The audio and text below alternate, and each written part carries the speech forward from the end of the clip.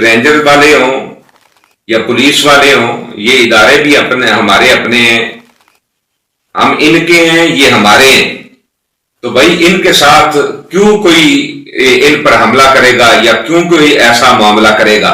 اچھا جہاں کچھ ہوا ہی نہیں وہاں تو محترمہ کا دل بہت پریشان ہوا، اور جہاں مرید کے میں 1000 سے اوپر لاشیں گرا دیں، پھر وہ لاشیں جلا دیں، پھر وہ لاشیں چھپا دیں، وہاں تو دل پریشان نہیں ہوا۔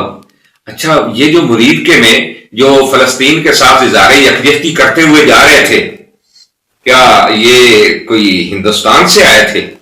ہاں اگر ہندوستان سے آئے ہوتے تو محترمہ کیوں ہی ان پر گولی چلواتی، کیونکہ ہندوستان کے ساتھ تو محترمہ کی بھی اچھے مراسم ہے اور ان کے ابا جی کے بھی بہت اچھے تعلقات ہیں۔ یہ چونکہ محب وطن تھے اور پاکستان سے پیار کرنے والے تھے، یہ حضور کی عزت و عظمت کے گن گانے والے تھے، تو محترمہ نے تو ان پر حملہ کروا دیا اور آرڈر دے دیا سیدھی گولی چلانے کا۔ اور یہاں جب لاشیں گریں، لاشیں جلائی گئیں، لاشیں چھپائی گئیں، یہاں تو دل پریشان نہیں ہوا۔ اور پھر وہ سید زادیاں جو اپنے بھائی کا لاشا لینے کے لیے گئی تھی، وہ لاش بھی اغوا کر لی گئی۔ ان سید زادیوں کو جو آل نبی اولاد علی ہیں ان کو بھی اغوا کر لیا گیا، اور مرد پولیس والوں سے ان پر تشدد کروایا گیا، اتنا تشدد کہ ایک سید زادی وہ حاملہ تھی، مرد پولیس اہلکاروں کے تشدد سے اس کا حمل ضائع ہو گیا۔ یزید بھی قبر میں شرما رہا ہوگا کہ مجھے لوگ کہتے ہیں سیدوں پر اس نے ظلم کیا ہے، یہ تو کوئی میرا ریکارڈ توڑنے والے بھی آ گئے۔ تو محترمہ جب اس آل نبی اولاد علی پر تشدد ہو رہا تھا تو اس وقت آپ کا دل پریشان نہیں ہوا؟ میں سوچ رہا تھا کہ انسان جتنا بھی گناہ گار ہو نا، لوگوں کے سامنے آ کے جھوٹ بولتے ہوئے اسے کچھ نہ کچھ شرم تو ضرور محسوس ہوتی ہے۔ ہاں پردے کے پیچھے اس کا کردار جیسا بھی ہو، ہم کسی کی ذاتی زندگی کی طرف نہیں جائیں گے، بلکہ میں تو یہ کہوں گا کہ وہ مینا خان نے یا شفیع جان نے جو بات پنجاب اسمبلی میں کہی ہے وہ بھی نہیں کہنی چاہیے تھی۔ کسی کا ذاتی کردار کیسا بھی ہو اس کی ہم بات نہیں کرتے، اس پر ہم اس کی بات نہیں کرتے، ہم اس کی طرف نہیں جاتے۔ اور میں تو یہ بھی کہوں گا کہ محترمہ انسان کو اتنا بھی شرم و حیا سے عاری نہیں ہونا چاہیے کہ بار بار جھوٹ بولے اور کہے جناب یہ اسلام کے نام پر دہشت گردی ہو رہی ہے، یہ اسلام کے نام پر دہشت گردی پھیلائی جا رہی ہے۔ محترمہ میں یہ پوچھنا چاہتا ہوں کہ فلسطین کے ساتھ اظہار یکجہتی اپنے مسلمان بھائی جن پر ظلم ہو رہا ہے، بمباری ہو رہی ہے، ان کے حق میں آواز اٹھانا یہ کب سے دہشت گردی ٹھہرا؟ یہ کب سے دہشت گردی ہو گیا؟ اور آپ تو بڑی نرم دل کی عورت ہے نا، بڑا نرم دل ہے آپ کا دل پسیج گیا، آپ بڑی پریشان ہو گئی۔ ہاں آپ اتنی نیک عورت ہیں، اتنی اللہ والی عورت ہیں کہ آپ کا خامد آپ سے اتنا پریشان ہے کہ وہ بیچارہ دعائیں کر رہا ہے۔ مجھے تو کوئی بتا رہا تھا کہ آپ جناب اس کا جہاں چاہتی ہیں پکڑ کے اس کا ہاتھ جھٹک دیتی ہیں، اور وہ بیچارہ دعائیں مانگ رہا ہے، یا اللہ کو غازی ممتاز قادری بھیج دے، یا اللہ کو غازی ممتاز قادری بھیج دے۔ وہ بیچارہ ڈرتا ہوا تمہارے مرنے کی دعا تو نہیں کرتا، لیکن یہ دعا وہ ضرور کر رہا ہے، یا اللہ کو ممتاز قادری بھیج دے۔ علماء کے سامنے یہ جو تقریر آئی ہوتی ہے نا محترمہ، آپ اس سے اجتناب کریں۔ ہم کسی کی ذاتی لائف پر تو نہیں جاتے، لیکن یہ علماء کرام ہی آپ کو بتا سکتے ہیں جن میں آپ خطاب کرتی ہیں کہ جو اللہ کے بنائے ہوئے چہرے کو بگاڑے، لاکھوں روپیہ لگا کے اپنی من مرضی کے مطابق بنوائے، اس پر قرآن کیا کہتا ہے، اللہ اور اس کے رسول کا حکم کیا ہے؟ پتہ نہیں آپ کو کون مشورہ دیتا ہے کہ آپ اتنے دھڑلے سے جھوٹ بولتی ہیں کہ لفظ جھوٹ بھی وہاں پر شرما جاتا ہے۔ اور آپ جو علماء کے سامنے کہتی ہے نا کہ دکھاؤ مجھے لاشیں کہاں ہیں، اب تو سوشل میڈیا پہ ہر ایک نے دیکھ لی لاشیں، ہر ایک کو نظر بھی آ گئی، ہر ایک نے لاشیں تو دیکھ لی، لاشیں تو نظر آ گئی، لیکن آپ کو شرم نہیں آئی۔ محترمہ آپ کا خاندان تو وہ خاندان ہے جو مودی، ٹرمپ اور نیتن یاہو کا یار ہے اور پاکستان کا غدار ہے۔ اور میں یہ بات بڑی ذمہ داری کے ساتھ کر رہا ہوں. جناب کا والد نواز شریف جب چوری کے پیسوں سے لندن میں فلیٹ خرید کر واپس آیا اور وہ مینار پاکستان میں گھسا تو اس کے ہاتھ میں تسبیح تھی.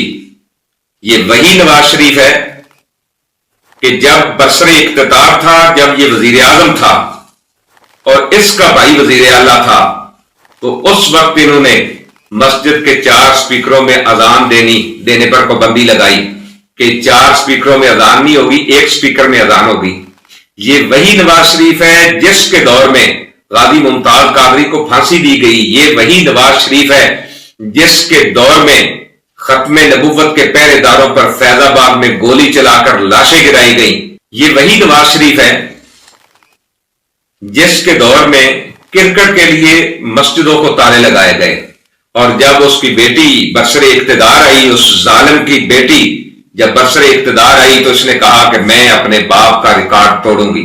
اس نے کیا کیا؟ عرش سے اوپر لوگوں کو سیدھی گولیاں مار کر مریدکے میں شہید کر دیا، لاشیں جلا دی، لاشیں غائب کر دی، اور سینکڑوں کی تعداد میں مساجد اور مدارس کو سیل کر دیا.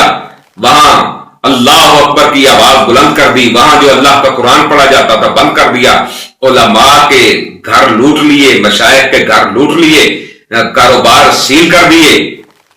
اور صرف یہیں تک نہیں رکی، آج بھی دیکھ لیں مسجد رحمت للعالمین، آج بھی اس کو تالا لگا ہوا ہے، اذان نہیں ہوتی، جماعت نہیں ہوتی. وہ چھوٹے چھوٹے بچے 10-10 12-12 14-14 سال کے جو وہاں آ کے اللہ کا قرآن پڑھتے تھے، اللہ کے قرآن کی آواز گونجتی تھی.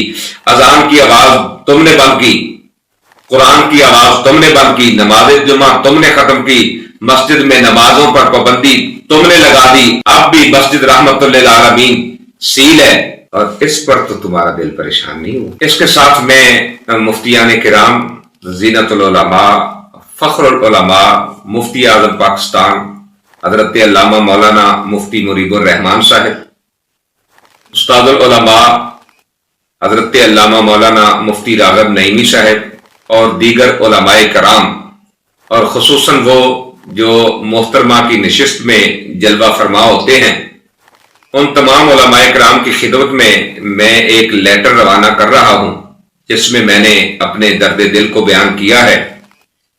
اور میں علماء سے یہ بھی عرض کر رہا ہوں کہ آپ ہی محترمہ کو سمجھائیں، تبلیغ کریں کہ انہوں نے شہداء کی لاشیں تو آج تک واپس نہیں دی، کم از کم شہداء کے ورثاء کے زخموں پر نمک تو نہ چھڑکیں. اور محترمہ آپ سے رہنمائی مانگتی ہیں، وزیر اعلیٰ پنجاب آپ سے رہنمائی مانگتی ہیں، تو آپ ان کی رہنمائی فرمائیں، ان کو تبلیغ کریں کہ جھوٹ بولنا کتنا بڑا گناہ ہے، اور مقتدر علماء کو سامنے بٹھا کر پھر بار بار جھوٹ بولنا یہ کتنا بڑا گناہ ہے. اور علماء کو، مشائخ کو، سادات کو اٹھا کے بے گناہ بغیر کسی جرم کے جیلوں میں ڈال دینا، اور اتنا تشدد کرنا کہ جناب تھانوں اور جیلوں سے لاشیں آ رہی ہوں، یہ کتنا بڑا جرم ہے. وزیر اعلیٰ پنجاب نے یہ جو گفتگو کی ہے، اس سے شہداء کے ورثاء کے دل دکھے ہیں، میں ان سے معذرت خواہ ہوں. چاہیے تو یہ تھا کہ آج علماء ذی وقار کے سامنے وہ اپنے جھوٹ پر شرمندہ ہوتی اور کہتی کہ میں نے غلط بیانی کی تھی، میں شہداء کی لاشیں واپس دے رہی ہوں، میں زخمیوں کو ان کے حوالے کر رہی ہوں، اور جو سارے کے سارے بے گناہ میں نے قید کیے ہوئے ہیں میں ان کی بھی رہائی کا اعلان کرتی ہوں. لیکن جھوٹ بولتے ہوئے اور یہ کہتے ہوئے کہ مذہب کے نام پر دہشت گردی ہو رہی ہے، ایک ذرا برابر بھی شرم نہیں آئی. شرم آتی کیسے؟ شرم تو اسے آتی ہے جس کے اندر ہو، اور جس کے اندر ہو ہی نہیں اسے شرم کہاں سے آئے؟ بلکہ جس طریقے اور جس انداز سے گفتگو کی ہے، یہ ایک طریقے سے ہمارے شہداء کا مذاق اڑایا گیا ہے. میں آج اس لہجے میں بات کر رہا ہوں کہ شاید کہ ان کو میری بات سمجھ آ جائے اور وہ آئندہ علماء کے کہنے پر، اپنے کیے پر معافی مانگ لیں. میں نے بہت دھیمے لہجے میں بات کی ہے کہ شاید لہجے کی نرمی کسی کے دل پر اثر کر جائے. اور فلسطین کے مسلمان آج بھی پاکستان کی طرف دیکھ رہے ہیں، پاکستان کی عوام کی طرف دیکھ رہے ہیں، پاکستان کے اداروں کی طرف دیکھ رہے ہیں. خدا را اپنے ان مسلمان بھائیوں کا دست و بازو بنیے.